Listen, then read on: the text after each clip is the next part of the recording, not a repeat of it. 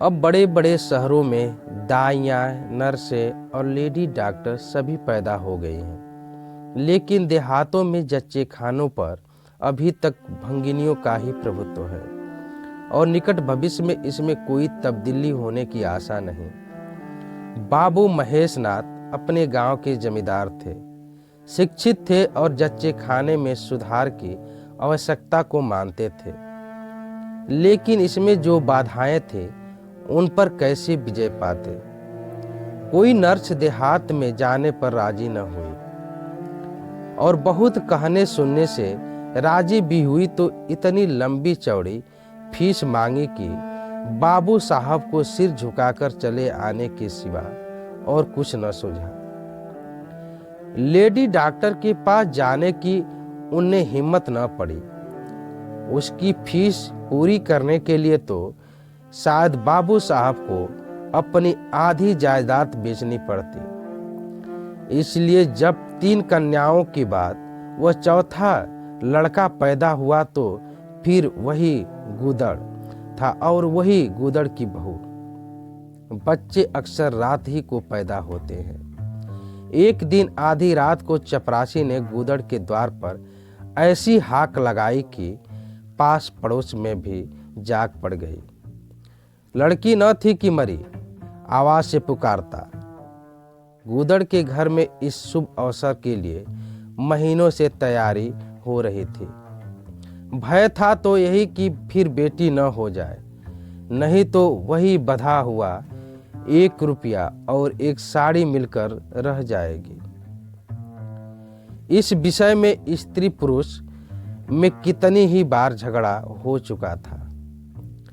शर्त लग चुकी थी कि स्त्री कहती, अगर अब की बेटा न हो तो मुंह न दिखाऊं।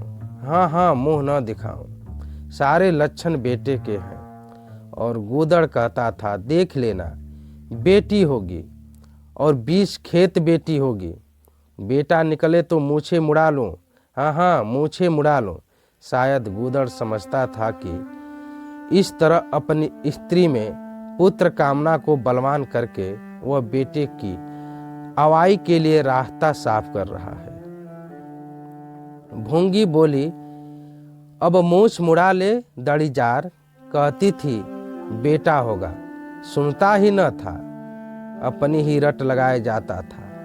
मैं आज तेरी मूछें मुड़ूंगी, खूंटी तक तो रखूंगी ही नहीं। गूदड़ ने कहा, अच्छा मोड़ लेना भली मानस, मूछें क्या फिर निकलेगी ही नहीं। तीसरे दिन देख लेना, फिर ज्यों की त्यों है, मगर जो कुछ मिलेगा उसमें आधा रखा लूंगा, कह देता हूँ। भोगी ने अंगूठा दिखाया और अपने 3 महीने के बालक को गूदड़ के सुपुर्द कर सिपाही के साथ चल खड़ी हुई। गूदड़ ने पुकारा, अरे सुनो तो, कहाँ भागी जाती है? मुझे भी बधाई बजाने जाना पड़ेगा, इसे कौन संभालेगा? भोंगी ने दूर से ही कहा, इसे वहीं धरती पर सुला देना, मैं आके दूध पिला जाऊंगी। महेश नाथ के यहाँ अब भी भोंगी की खूब खातिरदारियां होने लगी। सवेरे हरीरा मिलता, दोपहर को पूड़ियाँ और हलवा, तीसरे पहर को फिर और रात को फिर और गूदड़ को भी भरपूर परोसा मिलता था। भोंगी अपने बच्चे को दिन रात में 1-2 बार से ज्यादा न पिला सकती थी। उसके लिए ऊपर के दूध का प्रबंध था। भोंगी का दूध बाबू साहब का भाग्यवान बालक पीता था और यह सिलसिला 12वें दिन भी बनना बंद हुआ। मालकिन मोटी ताजी देवी थी, पर अब की कुछ ऐसा संयोग कि उन्हें दूध हुआ ही नहीं। तीनों लड़कियों की बार इतने इफरात से दूध होता था कि लड़कियों को बदहजमी हो जाती थी। अब की एक बूंद नहीं। भोंगी दाई भी थी और दूध पिलाई भी। मालकिन कहती, भोंगी हमारे बच्चे को पाल दे, फिर जब तक तू जिए बैठी खाती रहना, 5 बीघे माफी दिलवा दोगी, नाती पोते तक चैन करेंगे। और भोंगी का लाडला ऊपर का दूध हजम न कर सकने के कारण बार बार उल्टी करता और दिन दिन दुबला होता जाता था। भोंगी कहती, बहू जी मुंडन में चूड़े लूंगी कह देती हूँ। बहू उत्तर देती, हाँ हाँ चूड़े लेना भाई, धमकाती क्यों हो। मालकिन बोली, चांदी की लेगी या सोने की। भोंगी बोली, वाह बहू जी, चांदी के चूड़े पहन के किसे दिखाऊंगी और किसकी हंसी होगी। बहू बोली, अच्छा सोने के लेना भाई, कह तो दिया। भोंगी बोली, और ब्याह में कंठा लोगी और चौधरी गुदड़ के लिए हाथों के तोड़े।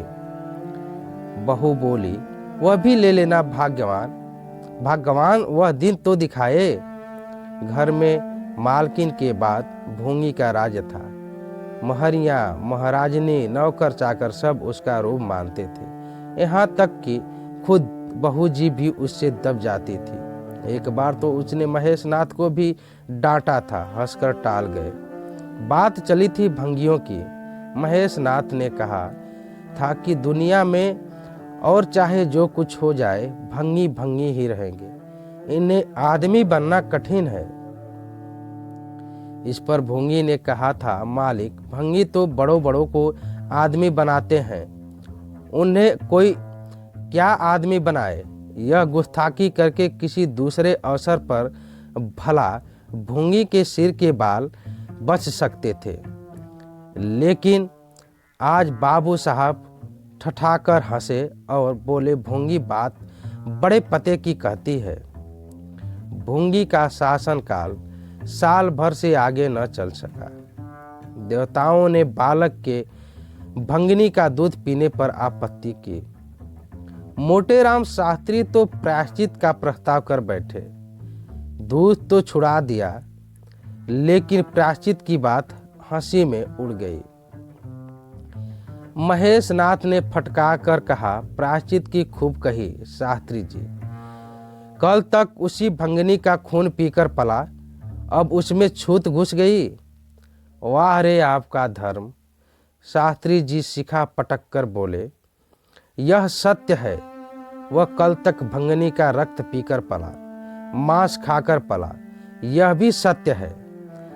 लेकिन कल की बात कल थी, आज की बात आज। जगन्नाथपुरी में छूत अछूत सब एक पतंग में खाते हैं, एक पंगत में खाते हैं, पर यहाँ तो नहीं खा सकते। बीमारी में तो हम भी कपड़े पहन खा लेते हैं, खिचड़ी तक खा लेते हैं बाबूजी, लेकिन अच्छे हो जाने पर तो नेम का पालन करना ही पड़ता है। महेश नाथ बोले, आपके धर्म की बात न्यारी है, तो इसका यह अर्थ है कि धर्म बदलता रहता है, कभी कुछ कभी कुछ। शास्त्री जी बोले, और क्या, राजा का धर्म अलग, प्रजा का धर्म अलग, अमीर का धर्म अलग, गरीब का धर्म अलग।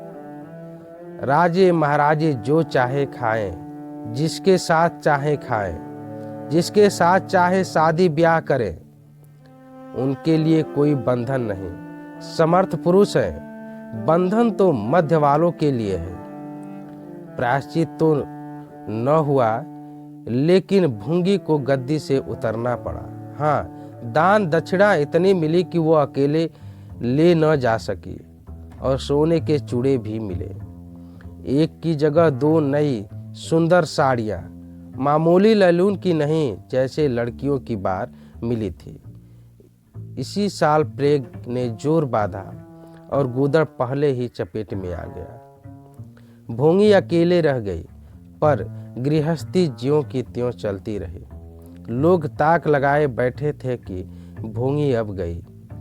फला भंगी से बातचीत हुई, फला चौधरी आए, लेकिन भोंगी न कहीं आई और न कहीं गई। यहाँ तक कि 5 साल बीत गए और उसका बालक मंगल दुर्बल और सदा रोगी रहने पर भी दौड़ने लगा। सुरेश के सामने पिद्दी सा लगता था। एक दिन भोंगी महेश नाथ के घर का परनाला साफ कर रही थी। महीनों से गलीच जमा हो रहा था। आंगन में पानी भरा रहने लगा था। परनाले में एक लंबा मोटा बांस डालकर जोर से हिला रही थी। पूरा दाहिना हाथ परनाले के अंदर था। कि एकाएक उसने चिल्लाकर हाथ बाहर निकाला और उसी वक्त एक काला सांप परनाले से निकलकर भागा। लोगों ने दौड़कर उसे मार तो डाला, लेकिन भूंगी को न बचा सके। समझे पानी का सांप है, विषैला न होगा, इसलिए पहले कुछ गफलत की गई। जब विष देह में फैल गया और लहरें आने लगी, तब पता चला कि वह पानी का सांप नहीं, गेहूं था। मंगल अब अनाथ हो गया था। दिन भर महेश बाबू के द्वार पर मड़राया करता। घर में जूठन इतना बचता था कि ऐसे ऐसे 10-5 बालक पल सकते थे। खाने की कोई कमी न थी। हाँ, उसे तब बुरा जरूर लगता था जब उसे मिट्टी के कटोरे में ऊपर से खाना दिया जाता था। सब लोग अच्छे अच्छे बर्तनों में खाते हैं, उसके लिए मिट्टी के कटोरे। यूं उसे इस भेदभाव का बिल्कुल ज्ञान न होता था, लेकिन गांव के लड़के चिढ़ा चिढ़ा कर उसका अपमान करते रहते थे। कोई उसे अपने साथ खिलाता भी न था। यहाँ तक कि जिस टाट पर वह सोता था वह भी अछूत था। मकान के सामने एक नीम का पेड़ था, इसी के नीचे मंगल का डेरा था। एक फटा सा टाट का टुकड़ा, 2 मिट्टी के कटोरे और एक धोती जो सुरेश बाबू की उतारन थी। जाड़ा, गर्मी, बरसात, हर एक मौसम में वह जगह एक सी आरामदेह थी। और भाग्य का बलि मंगल झुलसती हुई लू, गलते हुए जाड़े और मूसलाधार वर्षा में भी जिंदा और पहले से कहीं स्वस्थ था। बस उसका कोई अपना था तो गांव का एक कुत्ता, जो अपने सहवर्गियों के जुल्म से दुखी होकर मंगल की शरण आ पड़ा था। दोनों एक ही खाना खाते, एक ही टाट पर सोते, तबीयत भी दोनों की एक सी थी और दोनों एक दूसरे के स्वभाव को जान गए थे। कभी आपस में झगड़ा न होता। गांव के धर्मात्मा लोग बाबू साहब की इस उदारता पर आश्चर्य करते। ठीक द्वार के सामने 50 हाथ भी न होगा मंगल का पड़ा रहना। उन्हें 16 आने धर्म विरुद्ध जान पड़ा। उन्होंने कहा, छी, यही हाल रहा तो थोड़े ही दिनों में धर्म का अंत ही समझो। भंगी को भगवान ने ही रचा है, यह हम भी जानते हैं। उसके साथ हमें किस तरह का अन्याय नहीं करना चाहिए, यह किसे नहीं मालूम। भगवान का तो नाम ही पतित पावन है, लेकिन समाज की मर्यादा भी कोई वस्तु है। उस द्वार पर जाते हुए संकोच होता है। गांव के मालिक है, जाना तो पड़ता ही है, लेकिन बस यही समझ लो कि घृणा होती है। मंगल और टामी में गहरी बनती थी। मंगल कहता, देखो भाई टामी, जरा और खिसक कर सो, आखिर मैं कहाँ लेटूं? सारा टाट तो तुमने घेर लिया। टामी कूं करता, दुम हिलाता और खिसक जाने के बदले और ऊपर चढ़ आता एवं मंगल का मुंह चाटने लगता। शाम को वह एक बार रोज अपना घर देखने और थोड़ी देर रोने जाता। पहले साल फूस का छप्पड़ गिर पड़ा, दूसरे साल एक दीवार गिरी और अब केवल आधी आधी दीवारें खड़ी थी, जिनका ऊपरी भाग नोकेदार हो गया था। यही उसे स्नेह की संपत्ति, स्मृति मिली थी। वही स्मृति, वही आकर्षण, वही प्यार उसे एक बार उस उजड़ में खींच ले जाता था और टामी सदैव उसके साथ होता था। मंगल नोकेदार दीवार पर बैठ जाता और जीवन के बीते और आने वाले स्वप्न देखने लगता और बार बार उछलकर उसकी गोद में बैठने की असफल चेष्टा करता। एक दिन कई लड़के खेल रहे थे। मंगल भी पहुंचकर दूर खड़ा हो गया। या तो सुरेश को उस पर दया आई या खेलने वालों की जोड़ी पूरी न पड़ती थी। कह नहीं सकते, जो कुछ भी हो। तजवीज की कि आज मंगल को भी खेल में शरीक कर लिया जाए। यहाँ कौन देखने आता है? क्यों रे मंगल, खेलेगा? मंगल बोला, ना भैया, कहीं मालिक देख ले तो मेरी चमड़ी उधेड़ दी जाए। तुम्हें क्या, तुम तो अलग हो जाओगे।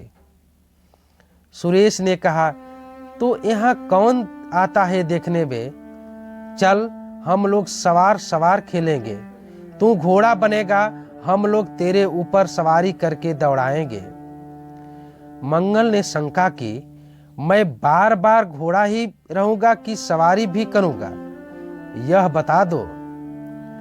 यह प्रश्न टेढ़ा था, किसी ने इस पर विचार न किया था। सुरेश ने एक क्षण विचार करके कहा, तुझे कौन अपनी पीठ पर बिठाएगा, सोच। आखिर तू भंगी है कि नहीं?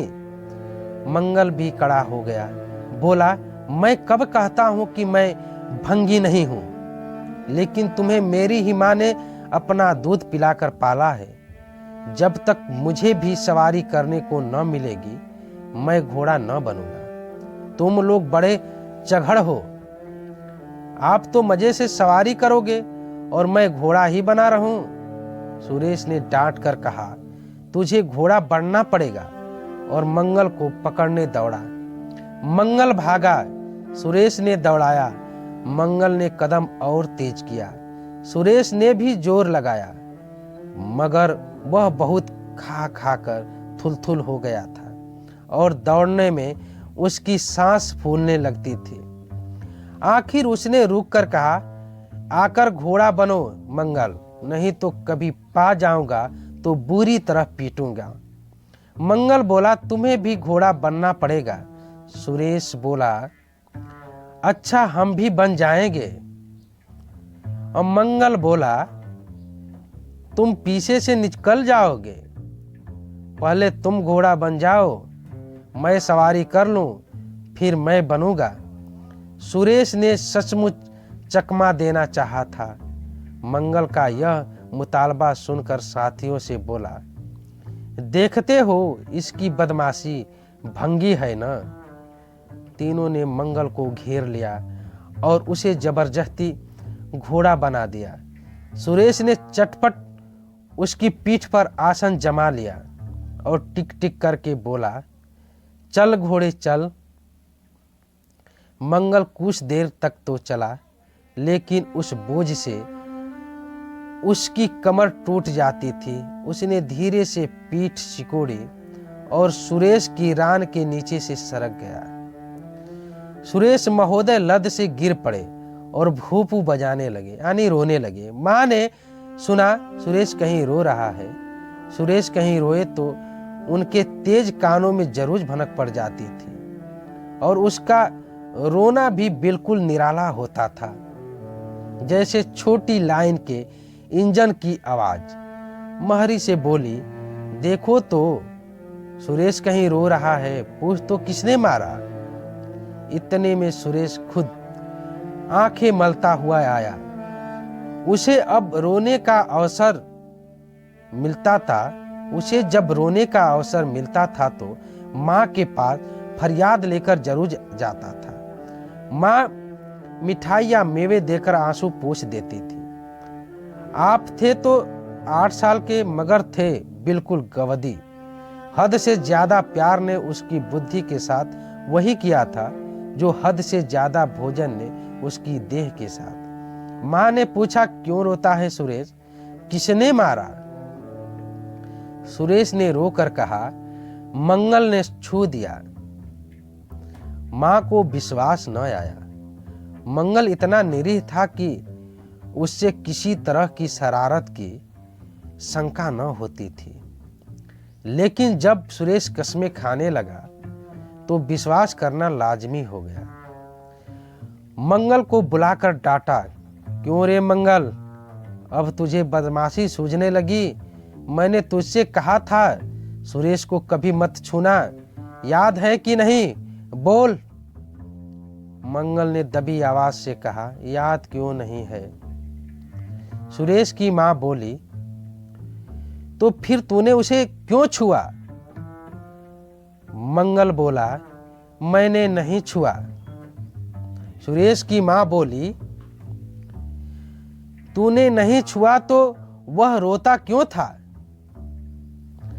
मंगल बोला, गिर पड़े इससे रोने लगे। जोरी और सीना जोरी। देवी जी दांत पीसकर रह गए। मारती तो उसी दम स्नान करना पड़ता, छड़ी तो हाथ में लेनी ही पड़ती और छूत का विद्युत प्रवाह इस छड़ी के रास्ते उनकी देह में पैवस्त हो जाता। इसलिए जहां तक गालियां दे सकी दी और हुक्म दिया कि अभी अभी यहां से निकल जा, फिर जो इस द्वार पर तेरी सूरत नजर आई तो खून ही पी जाऊंगी। मुफ्त की रोटियां खा खा कर शरारत सूझती है। आदि आदि। मंगल में गैरत तो क्या थी, हाँ डर था। चुपके से अपने सकोरे उठाए, टाट का टुकड़ा बगल में दबाया, धोती कंधों पर रखी और रोता हुआ वहां से चल पड़ा। अब वह यहाँ कभी नहीं आएगा, यही तो होगा कि भूखे मर जाएगा। क्या हर्ज है, इस तरह जीने से फायदा ही क्या? गांव में उसके लिए और कहाँ ठिकाना था। भंगी को कौन पनाह देता? उसी खंडहर की ओर चला जहां भले दिनों की स्मृतियां उसके आंसू पोंछ सकती थी और खूब फूट फूट कर रोया। उसी क्षण टॉमी भी उसे ढूंढता हुआ पहुंचा और दोनों फिर अपनी व्यथा भूल गए।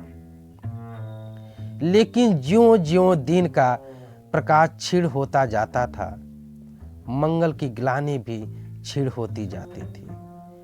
बचपन को बेचैन करने वाली भूख देह का रक्त पी पी कर और भी बलवान होती जाती थी। आंखें बार बार कसोरे की ओर उठ जाती।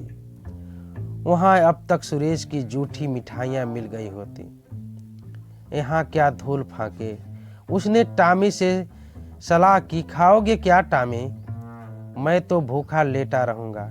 टॉमी ने कू कू करके शायद कहा, इस तरह का अपमान तो जिंदगी भर सहना है। यूं हिम्मत हारोगे तो कैसे काम चलेगा? मुझे देखो ना। कभी किसी ने डंडा मारा, चिल्ला उठा, फिर जरा देर बाद दुम हिलाता हुआ उसके पास जा पहुंचा। हम तो दोनों इसीलिए बने हैं भाई। मंगल ने कहा, तो तुम जाओ, जो कुछ मिले खा लो, मेरी परवाह न करो। टॉमी ने अपनी स्वान भाषा में कहा, अकेला नहीं जाता, तुम्हें साथ लेकर चलूंगा। मंगल बोला, मैं नहीं जाता। टॉमी बोला, तो मैं भी नहीं जाता। मंगल बोला, भूखे मर जाओगे। टॉमी बोला, तो क्या तुम जीते रहोगे? मंगल बोला, मेरा कौन बैठा है जो रोएगा? टॉमी बोला, यहां भी वही हाल है भाई। कुआर में जिस कुतिया से प्रेम किया था उसने बेवफाई की और अब कल्लू के साथ है। खैरियत यही हुई कि अपने बच्चे लेती गई, नहीं तो मेरी जान गाढ़े में पड़ जाती। 5-5 बच्चों को कौन पालता? एक क्षण के बाद भूख ने एक दूसरी युक्ति सोच निकाली। मंगल बोला, मालकिन हमें खोज रही होगी क्या टॉमी?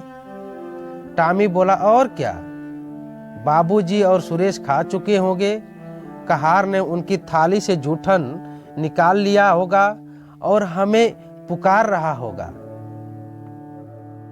मंगल बोला, बाबूजी और सुरेश दोनों की थालियों में घी खूब रहता है और वह मीठी मीठी चीज, हाँ हाँ हाँ, मलाई। टॉमी बोला, सबका सब घूरे पर डाल दिया जाएगा। मंगल बोला, देखे हमें खोजने कोई आता है। टॉमी बोला, खोजने कौन आएगा? क्या कोई पुरोहित हो? एक बार मंगल मंगल होगा और बस थाली पर नाले में उड़ेल दी जाएगी। मंगल बोला, अच्छा तो चलो चलें, मगर मैं छिपा रहूंगा। अगर किसी ने मेरा नाम लेकर न पुकारा तो मैं लौट आऊंगा, यह समझ लो। दोनों वहां से निकले और आकर महेश नाथ के द्वार पर अंधेरे में दबक कर खड़े हो गए। मगर टॉमी को सब्र कहाँ। वह धीरे से अंदर घुसा, देखा महेश नाथ और सुरेश थाली पर बैठ गए हैं। परोठे में धीरे से बैठ गया, मगर डर रहा था कि कोई डंडा न मार दे। नौकर में बातचीत हो रही थी। एक ने कहा, आज मंगलवा नहीं दिखाई देता है। मालकिन ने डांटा था, इससे भागा है शायद। दूसरे ने जवाब दिया, अच्छा हुआ निकाल दिया गया, सवेरे सवेरे भंगी का मुंह देखना पड़ता था। मंगल और अंधेरे में खिसक गया। आशा गहरे जल में डूब गई। महेश नाथ थाली से उठ गए। नौकर हाथ धुला रहा है। अब हुक्का पिएंगे और सोएंगे। सुरेश अपनी माँ के पास बैठा कोई कहानी सुनता सुनता सो जाएगा। गरीब मंगल की किसे चिंता है। इतनी देर हो गई, किसी ने भूल से भी न पुकारा। कुछ देर तक वह निराशा सा वहां खड़ा रहा। फिर एक लंबी सांस खींचकर जाना ही चाहता था कि कहार पत्तल में थाली का जूठन ले जाता नजर आया। मंगल अंधेरे से निकलकर प्रकाश में आ गया। अब मन को कैसे रोके। कहार ने कहा, अरे तू यहाँ था, हमने समझा कि कहीं चला गया। ले खा ले, मैं फेंकने ले जा रहा था। मंगल ने दीनता से कहा, मैं तो बड़ी देर से यहाँ खड़ा था। कहार बोला, तो बोला क्यों नहीं। मंगल बोला, मारे डर के। कहार बोला, अच्छा ले खा ले। उसने पत्तल को ऊपर उठाकर मंगल के फैले हुए हाथों में डाल दिया। मंगल ने उसकी ओर ऐसी आंखों से देखा जिससे दीन कृतज्ञता भरी हुई थी। टॉमी भी अंदर से निकल आया था। दोनों वहीं पेड़ के नीचे पत्तल में खाने लगे। मंगल ने एक हाथ में टॉमी का सिर सहलाकर कहा, देखो देखा, पेट की आग ऐसी होती है। यह लात की मारी हुई रोटियां भी न मिलती तो क्या करते। टॉमी ने दुम हिला दी। सुरेश को अम्मा ने पाला था। टॉमी ने फिर दुम हिला दी।